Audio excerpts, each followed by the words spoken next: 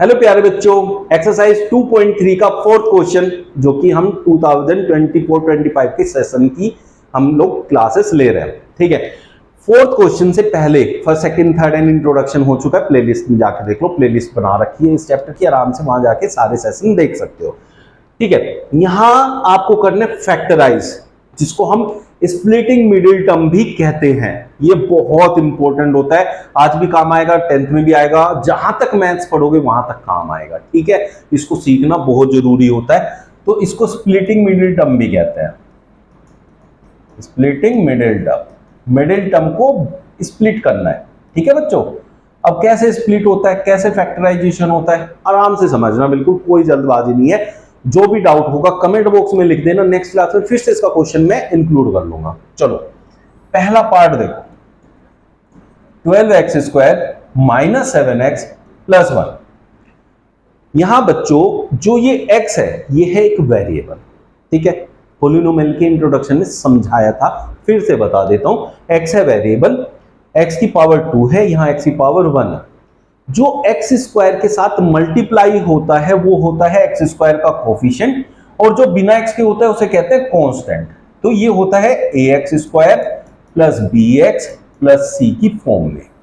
तो x square के साथ वाले को हम ए कहते हैं और कांस्टेंट वाले को हम सी कहते हैं। ए और सी की आपस में करनी है आप लोगों को मल्टीप्लीकेशन। जैसे यहां 12 है और यहां 1 है, तो 12 1 जा 12, ये करना है। फिर इस 12 के आपको कर देने फैक्टर। कौन से factor? Prime factorization. Prime factorization करना है। देखो इसके दो तरीके से, मतलब इसी चीज को थोड़ा सा एक्सप्लेन कर रहा हूं, फिर ऐसे भी बताऊंगा कि आप ओरली कैसे कैलकुलेट कर सकते हैं। पहले ये समझो, 2 से डिवाइड हो जाएगा, 2 6 जा 12, 2 3 जा 6, 3 1 जा 3। अब आपके पास तीन फैक्टर हैं, एक 2 2 एंड 3। इन सब का यूज करना है, इनमें से कोई भी छोड़ना नहीं है।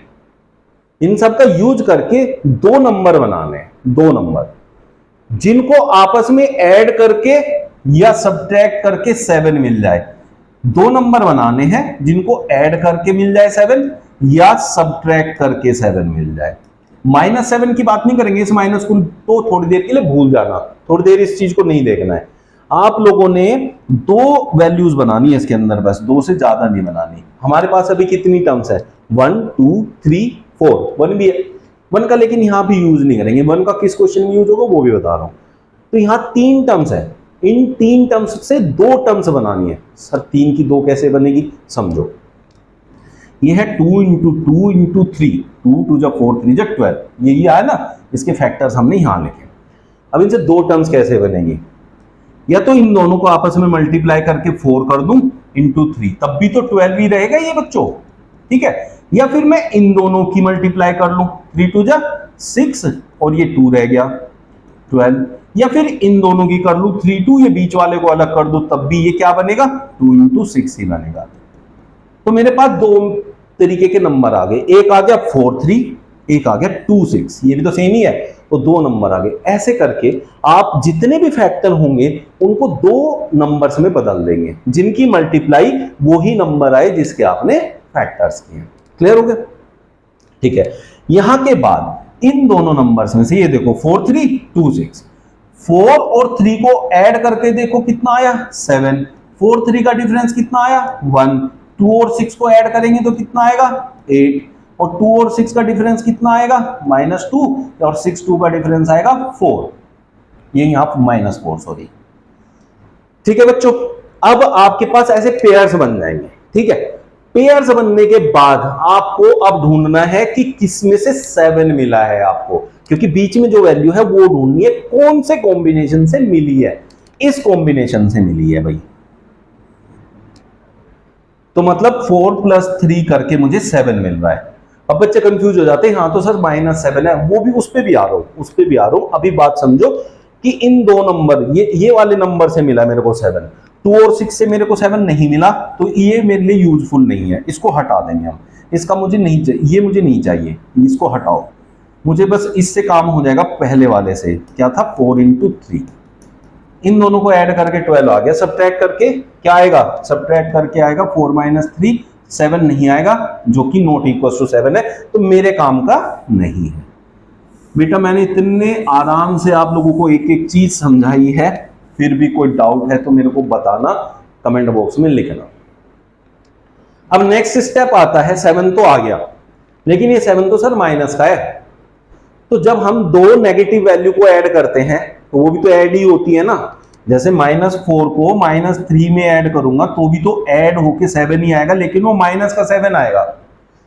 तो इसका मतलब क्या है, माइनस का अगर लाना है, आया तो ऐड होके ही है ना, तो दोनों वैल्यू नेगेटिव ले लेना।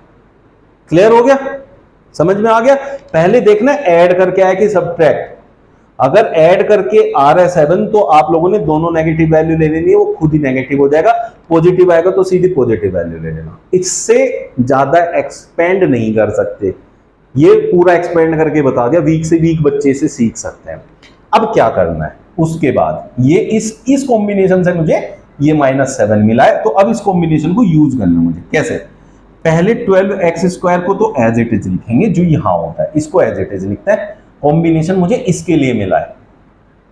बीच वाली टर्म को मैंने एक से ज्यादा टर्म में बदल दिया, इसीलिए कहा स्प्लिटिंग मिडिल टर्म।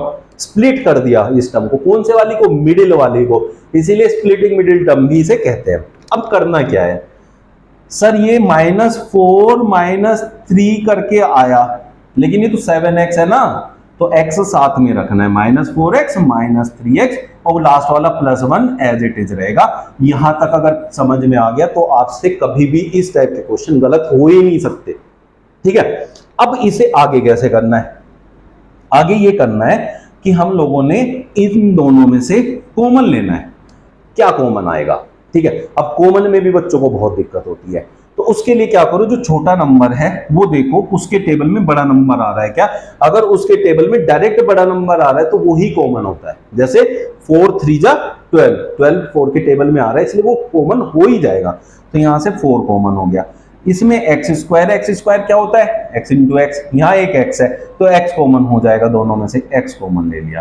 ठीक है बच्चों, अब उसके बाद ये देखना 4 से 12 कितनी टाइम्स जाएगा, 3 टाइम्स, 4 3 जा 12, तो 3 बचा, यहाँ 4 तो बाहर चला गया, इसमें से एक x बाहर चला गया तो एक x आ गया। यहां से पूरा 4x तो बाहर जा चुका है, तो यहां तो क्या बचेगा सर, कुछ भी नहीं बचा यहां तो। ऐसा हम लोग सोचते हैं, लेकिन कॉमन लेने का मतलब होता है दो नंबर मल्टीप्लाई, उनमें से एक बाहर जाएगा। यहां अगर पूरा का पूरा बाहर चला गया तो 1 बचता है बच्चों। ठीक है, 0 नहीं लेना है, तो यहां क्या आएगा 1।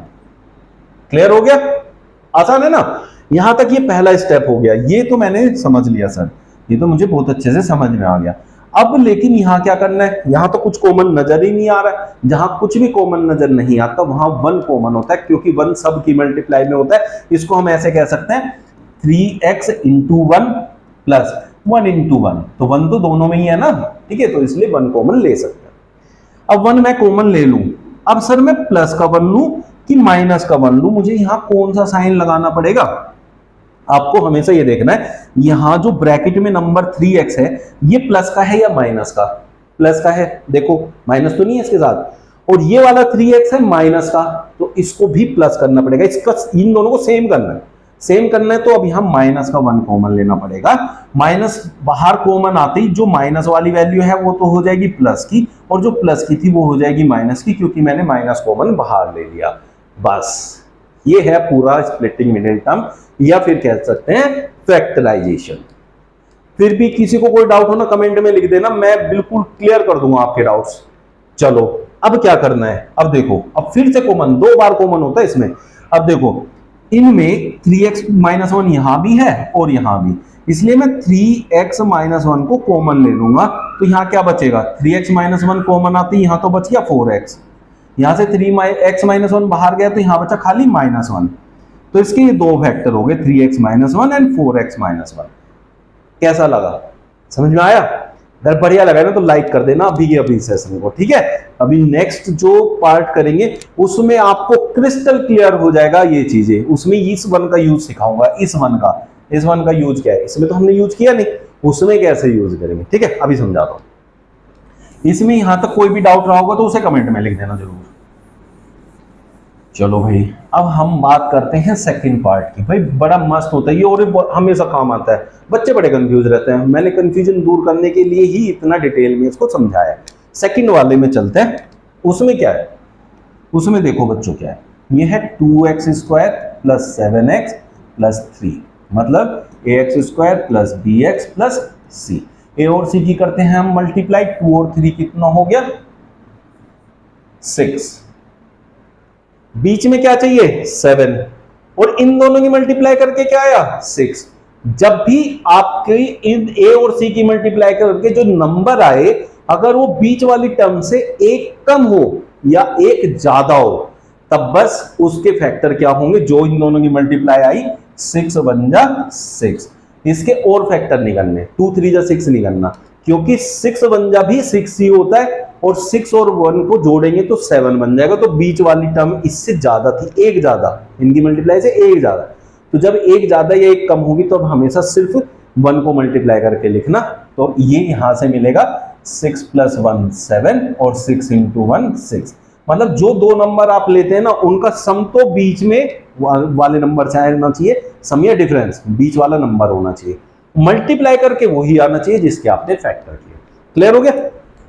चलिए, अब 6 और 1 से मिला सर हमें तो 7, तो वही करना है, यहाँ 7 लाना है, और यहाँ तो लाना भी प्लस का है, तो इसलिए माइनस माइनस का कोई झंझट ही नहीं है। तो इसको तो एज इट इज लिखेंगे, that will be 2x² plus, इसको हम क्या लिखेंगे 6 + 1, लेकिन x के साथ 6x + 1x, 1x होता है x प्लस 3। चलिए, अब ये हो गया। ये होने के बाद बच्चों क्या करना है, हमने यहां से कॉमन लेना है। अब 2 के टेबल में 6 आता है, 2 3 जा 6, तो 2 ही कॉमन आ जाएगा विद x के साथ। चलिए, 2x आए तो एक x बचेगा, क्योंकि 2x गया एक ही x बचा, x बाहर चला गया तो 2 3 जा 6, यहाँ 3 बचेगा प्लस 1, क्योंकि यहाँ सब कुछ प्लस का तो प्लस 1 ही कॉमन आएगा, और कुछ कॉमन इसमें बनता नहीं है, तो माइनस का कोई झंझट है नहीं, तो सीधा +1, तो यहाँ सीधी वही वैल्यू x + 3। ये वाला और ये वाला अगर सेम नहीं आए तो हमने गलत करा है, ये याद रखना है। ये सेम ही आएगा, हमेशा सेम आएगा तभी बनेंगे फैक्टर्स, नहीं तो फैक्टर ही नहीं बनेंगे। जो कॉमन आया है उसको भैया हम लोग क्या करेंगे, अलग लिख देंगे पहले, और जो यहां बचा उसे पहले लिखेंगे, और ये बचा विद साइन उसको यहां लिखेंगे। ये इसके दो फैक्टर्स हो गए। क्वाड्रेटिक इक्वेशन है, x की डिग्री कितनी, मतलब इस वाली इक्वेशन की डिग्री कितनी है 2। जितनी डिग्री होती है, डिग्री मतलब highest power of x, x की जितनी पावर होती है उतनी x की वैल्यू आती है, तो उतने ही फैक्टर बनेंगे। 2 है तो 2 ही बनेंगे। ठीक है बच्चों, कोई भी प्रॉब्लम है तो कमेंट बॉक्स में लिख देना। आई होप कि सबको बहुत अच्छे से समझ में आ रहा होगा, मजा आ रहा होगा क्वेश्चन सीखने में। अब बात करते हैं इस क्वेश्चन में। इसमें है 6x² प्लस 5x माइनस 6। अब हम क्या करते हैं, और c की मल्टीप्लाई करते हैं जो कि है 36, उससे ये वाली वैल्यू लेके आते हैं जो कि है 5। अब 36 के फैक्टर करेंगे, उसके दो नंबर बनाएंगे। कैसे 36 के फैक्टर करते हैं, वो भी प्राइम नंबर से, 2 से 18, 2 से 9, 3 3 जा 9 एंड 3 1 जा 3। अब हमें क्या लाना है, 5 लाना है, लेकिन जितने फैक्टर है पहले उन फैक्टर्स को दो नंबर में बदलना पड़ेगा। वो कैसे, ये है 2 × 2 × 3 × 3। अब अगर मैं एक चीज करूं, यहां इन दोनों का एक नंबर बना लूं, 3 3 जा 9, और इन दोनों से एक नंबर बना लूं, 2 2 जा 4। अब 4 और 9 से देखो 5 बन सकता है, बिल्कुल बन सकता है, क्योंकि 9 - 4 तो 5 होता है। बन गया भाई, ठीक है, समझ में आ गया। अब अगर हम इनके पेयर लेते हैं, जैसे ये 3 2 जा 6, ये भी 3 2 जा 6, तो 6 + 6 12, और 6 - 6 0। ना मुझे 12 चाहिए ना 0 चाहिए, तो इसलिए मैं उसकी तरफ नहीं जाऊंगा, तो मैं 4 और 9 के पेयर्स की तरफ जाऊंगा, है ना, ऐसे करना है। चलो भाई, यहां तक होने के बाद मेरे पास आया 9 - 4 दैट इज 5, तो मैं इसे लिखूंगा 6x²। अब यहां क्या लिखना बेटा, मुझे यहां लिखना 9x प्लस का 9x, उसमें से लिखना -4x, और यहां क्या है माइनस का 6। इन दोनों से ये बनेगा, ये तो हो गया मेरा पूरा। अब क्या करना है, इन दोनों में से लाना है कॉमन। अब 6 के टेबल में 9 नहीं आता है ना, तो जब मैंने क्या सिखाया है, अगर इस कोई भी छोटे नंबर के टेबल में अगर बड़ा नंबर आ जाए तो वो ही होता है कॉमन, लेकिन यहां तो आ नहीं रहा। फिर हम क्या करते हैं, जैसे ये 6 है, 6 के फैक्टर देखो, 3 2 जा 6 और 9 है, 3 3 जा 9, देखो कॉमन क्या है, इसमें भी 3 है, इसमें भी 3 है, तो इसलिए 3 यहां से कॉमन बनेगा। तो मैं क्या लूंगा इन दोनों में से 3, x हमेशा कॉमन ही आएगा इन दोनों में से। 3 के कितने टाइम्स होता है 6, 2 टाइम्स, एक x चला गया, एक x बच गया। 3 का कितना टाइम्स 9 होता है 3, 3 3 जा 9x तो बाहर चला गया। इन दोनों में से क्या कॉमन आ सकता है, देखो ये जो यहाँ आया ये क्या है, दोनों प्लस की वैल्यू है, यहाँ दोनों माइनस की, तो पहले तो मुझे माइनस कॉमन लेना पड़ेगा। फिर यहाँ 2 2 जा 4, 2 3 जा 6, 2 कॉमन आ सकता है। अब ज्यादा डिटेल में नहीं बताऊंगा, सारा बता चुका हूं। यहाँ 2 बचेगा, 2x प्लस -3 बचेगा, माइनस नहीं आएगा प्लस हो जाएगा क्योंकि माइनस बाहर आ गया। ठीक है, ये और ये सेम आ गया, जो सेम आया उसे कॉमन ले लो। यहाँ 3x - 2 बचा, यही इसके फैक्टर्स हो गए। अब कॉमन आना क्यों जरूरी, ये और ये सेम होना क्यों जरूरी है, क्योंकि कॉमन लेना है, तभी तो आपका बनेगा वो फैक्टर्स। तो इसलिए ये कॉमन नहीं आया, सेम नहीं आया, तो आपने गलत किया है डेफिनेटली। ठीक है बच्चों, चलिए अब मेरे ख्याल से फैक्टराइजेशन हो गया होगा आपको बिल्कुल क्लियर। फिर भी कोई डाउट है तो कमेंट में लिख देना। अब बात करते हैं 3x² - x - 4 की। 3x² - x - 4। अब मैं आपको बहुत अच्छे से डिटेल में सारी चीजें समझा चुका हूं, अब थोड़ा सा ओरली कर लेते हैं काम। मुझे यहाँ क्या चाहिए, 1x है, ये x के साथ कुछ नहीं है तो मतलब 1 है, मेरे को 1 चाहिए। इसके और इसके फैक्टर में 3 और 4 तो आएगा ना, क्योंकि इनकी मल्टीप्लाई तो करते हैं हम। 3 और 4 की मल्टीप्लाई 12, फिर उसके फैक्टर करेंगे, तो उस फैक्टर करने की जरूरत नहीं है, क्योंकि 3 और 4 का डिफरेंस ही 1 होता है। 4 - 3 इज 1 और 3 - 4 इज -1, तो -1 ही चाहिए मुझे, तो बस मिल गए मुझे फैक्टर, आगे मुझे फैक्टर नहीं करने। तो 3 - 4 दैट इज -1, यही कॉम्बिनेशन बनेगा। तो ये क्या हो गया 3x², यहां क्या लिखूंगा 3x, किसका 3x लिखूंगा, प्लस का 3x, और माइनस का लिखूंगा 4x और -4। यहां दोनों में से कॉमन क्या आएगा बच्चों 3x, यहां तो एक x बचेगा और यहां 1 बचेगा, यहां से -4 कॉमन आएगा, x + 1 बचेगा, ये सेम आ गई वैल्यू, x + 1 और 3x - 4, ये हो गया। अब ये ओरली करने का तरीका होता है। ठीक है, अब बात करते हैं जो पहले क्वेश्चन की, जैसे यहां 3 2 6 किया, 6 से मुझे 7 लाना है, तो मुझे पता है 6 1 6 और 6 और 1 7, तो ओरली मेरे को पता चल गया 6 और 1 बनेंगे। ठीक है, समझ में आ गया बच्चों। 6 6 जा कितना होता है 36, 36 के ऐसे कौन से फैक्टर होते हैं जिससे 5 आ सकता है, 9 4 जा 36, 9 4 का डिफरेंस 5 एंड 9 4 जा 36, ओरली ऐसे करते हैं। 9 2 जब भी 36, तो 18 2 जब भी होता है सर, लेकिन 18 और 2 से क्या आ सकता है 20 या फिर 16, ऐड करके 20 सब्ट्रैक्ट करके 16, उसे वो मुझे चाहिए नहीं। तो इस टाइप से आप ओरली इनके फैक्टर्स भी कर सकते हैं, थोड़ा सा प्रैक्टिस करने के बाद। पहले लेकिन आप लोग ऐसे प्रैक्टिस करें जैसे मैंने आज का सेशन लिया। मिलते हैं कल फिर नए सेशन के साथ, नए क्वेश्चंस के साथ। चैनल को कर लो सब्सक्राइब, फिर ये आप लोगों के लिए बिल्कुल बढ़िया से, और मिलते हैं कल फिर नए क्वेश्चंस लेके आऊंगा ट्रिक्स के साथ। Thank you.